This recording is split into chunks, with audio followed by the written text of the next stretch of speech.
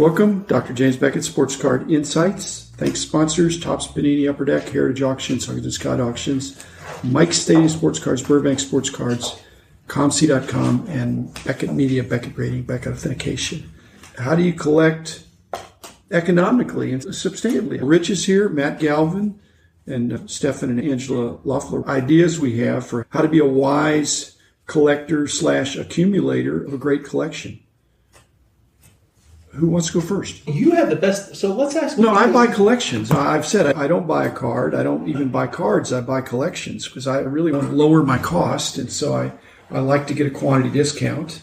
And I think if I'm buying, then that allows me to sell right. In fact, the people I'm buying from, they bought these big collections.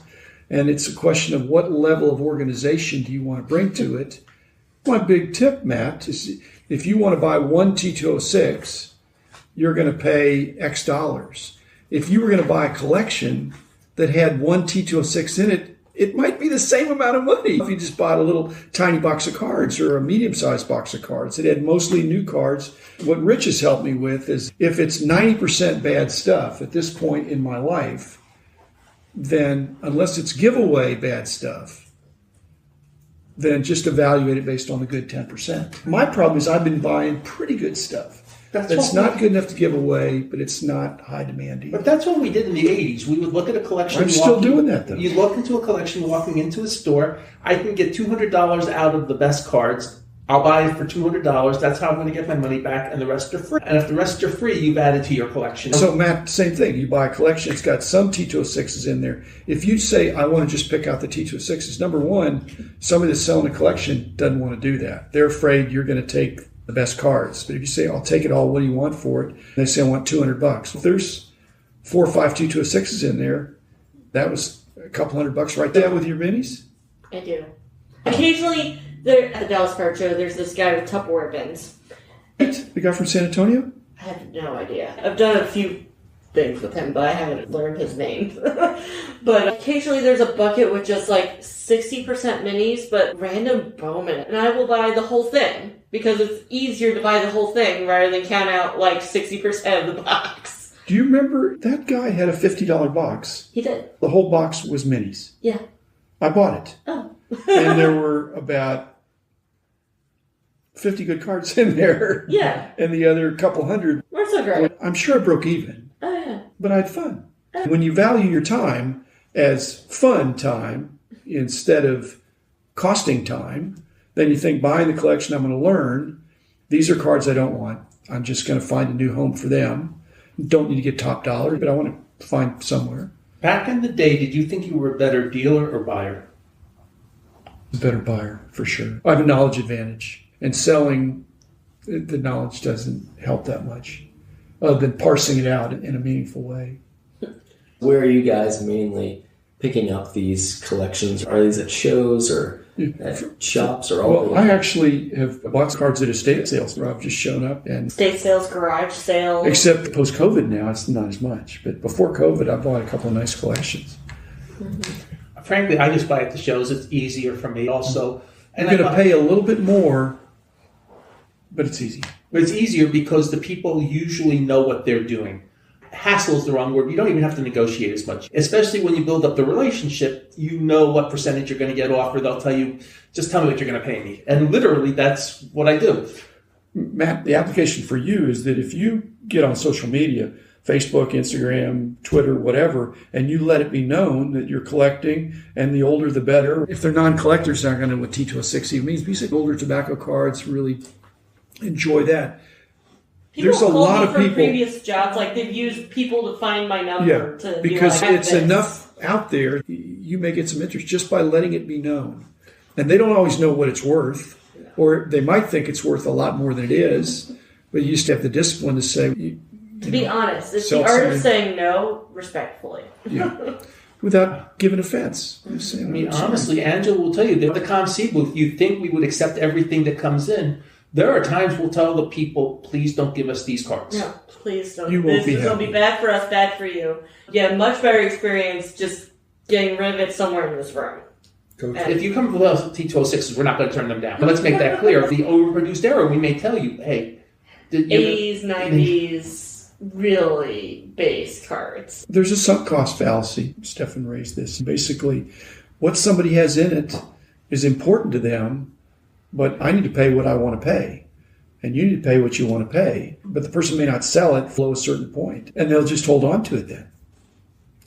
But at some point when they're ready to sell, so if you let people know that you're interested, but it's probably too narrow to say, I'm just a T206 and T218 guy. I think at a show like the National, you can say that, but I think even at Dallas Card Show or buying a collection, no, that is a little too narrow. It depends where you are. You talked about going to Boston. Boston would have enough people where you could say I'm a T206 guy. A good reminder of in the card world, I've got my specific interest in 06 and T218, but the reality is I think it's always good to be continually learning about everything out there. And I think that's the challenge for me over the coming years is I don't have to be an expert at all the vintage sets out there or just baseball cards in general. And I do have some more expertise in the sets that I collect, but I do need to have enough information to be dangerous to where I can make educated purchases when collections and other things come across. And again, we're not encouraging you just to be wasteful when you buy something you don't know. It always pays to be. I had a couple decades where I learned only by observing. And then the last decade, I'm learning by doing, by buying and selling. And it's more fun to go to a show and instead of observing, because Rich and I did this, we just saw what things were selling for and didn't buy or sell other than some isolated type cards. But now, to be able to buy something, now I'm getting firsthand knowledge that, gee, I overpaid for that. Or, gosh, I got a really good deal on that. I didn't know that was that good. Now, that's more fun to me. But I had a couple decades where I just observed. Especially in your position at the time. I'm saying it just wasn't as much fun. So observing for you, you're going to learn, but sooner or later, you're going to want to reach for the wallet and say, I've seen enough of these. I want to buy this. Or I want to trade for it or whatever. You're going to get... And there's nothing. As we say, just remember what you know you've never seen before is probably the thing you want to take your wallet out for. If you've been observing for a while. There's nothing wrong with observing, so don't get us wrong. Especially in that realm of older stuff. Like, I find that you have to end up buying it to figure out what is it. Do more research, like buy one to figure out what is this thing that I came across.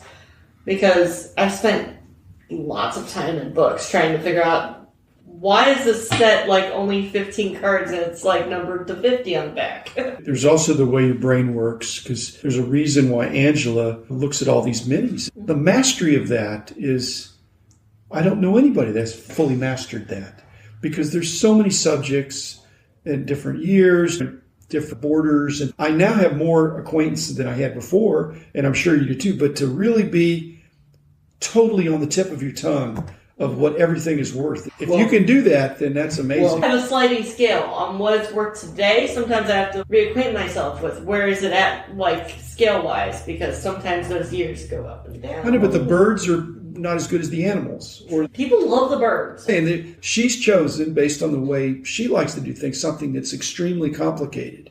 Now, T206, they call it the monster with all the back variations. Mm-hmm. But somebody could master that. And it's a lot more money, too. When I'm at the Dallas Card Show, if I'm in a dime box, I'll just buy Angela the minis because it's easier just to say, I don't have to ask her a dime each. They were 10 cents. They're 10 cents. And she goes to me on one of the packages. She goes, you don't have to do this. I said, Angela, they're 10 cents each. Don't worry about it. I mainly say that because my card room is so overflowing, I cannot sit in it. But then she looks at this, she says, oh, one of the lots I bring back is maybe 50 cards, and she's looking at it, oh, this is a $15 card. This is a $20 card. Okay, go back to that person's table, just send them some more money, tell them we're sorry. I'll hand the person like 10 or 15 more dollars just to say, okay, Rich bought them for me, but we can't do this to you. Are you running out of plastic sheets that are 18 pocket or whatever? I'm always running out of plastic sheets. Yeah. Matt, we're talking about selling. You sell for a living. That is correct. So do you think your selling skills for what you do is transferable to selling sports cards, even when that time comes? Absolutely. I think that sales is inherent in all facets of life, whether you're buying a sports card or trying to propose to your girlfriend. It's all sales, and I think that carries over to baseball. The way you're saying it sounds like you prepped hard for the proposal. What did That's you a do? big deal around here. Man, no, I had surprised my wife, now Catherine. Back when I was on the East Coast, I told her I was in Atlanta at a race all day and ended up surprising her on her back porch, and that's how I can folks. There's some sales there, so yes, I do think selling cards is important too, and part of that is building relationships and adding value, and as you do that over time, and I hope to do that in the hobby, that'll be more important as time goes on. You're looking at it as a relational journey, and it seems like the sales you're in, because some people are good at cold call sales. You meet somebody once, they either buy or don't buy, and you move on. But there's other relational sales, not that the selling cycle is that much longer, it's just that you're expecting to do repeat business. And that's a much better way to do sales, that form the relationship, size up the need, and try to help them be successful. If it's B2B or anything that is a higher level of understanding of the salesperson, you're not just trying to talk somebody into something. They need something, and your product can fit the bill, or your company, or the ones you rep. You and Angela did the table, I think, at one of my synagogue shows way back. Yeah, it was mostly to get rid of some inventory, but we also traded that for stuff that was available on the show floor. We left with a net of 0. That's sustainability. We left with the 83 Tyson, the Kirby Buck series team set, a game used Killebrew hat, and 3 cards for what I'd sold. And I'll take that all day, every day. So are you sustainable? Is your basis in your collection, either one of y'all, is it above 0, below 0? I don't try to buy unless I've sold. You're not dipping into... I try not to, but I will. Temporarily, will you replenish? And if you take some... Yeah, sure. I try to keep it at a net positive. But Matt, the only way you can do that is buying and selling. It can't be sustainable if you're just buying. If you're buying, then it's a budget item, and you're saying, I'm going to spend this much per month or per year, and I'm going to enjoy it that much. It's kind of going to the movies or doing something else. This is part of my entertainment and all that. But if you're buying and selling, and like I say, buying collections, you're invariably going to have some stuff that you don't need. And if you can sell it for what you bought the whole thing for, then you kept the T206s or the stuff you like for free. You're in the beginning phase of your life. You have 2 very young kids. You're looking for a house, which are both going to change your life quite a bit. Kids are going to... Newsflash, kids are more expensive than a house. We have quickly learned that over the last few years. Goodness. I would have thought the house was more expensive. At first. It's not, I'll put it this way, it's not easy being in Dallas trying to look for a house this day and age. I'm a big fan of self-sustaining hobbies. I am too.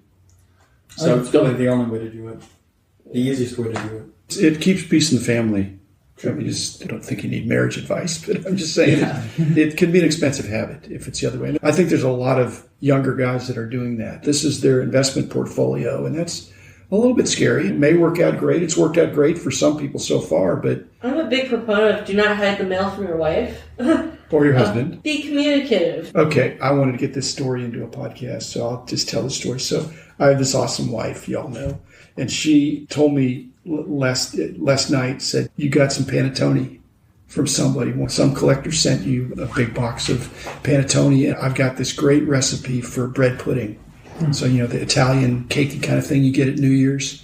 And I said, well, I don't know who that would have been, but it'd probably be nice. And it's a box right over there. She said, I'll get this great. I said, well, I've got a great recipe for doing bread pudding, too. I said, well, no, I want to do this for you because my recipe's better than yours. And I said, yes, dear. Okay. So I go over to get the box. I pick it up. I feel it, and I think, gosh, it's pretty heavy panettone.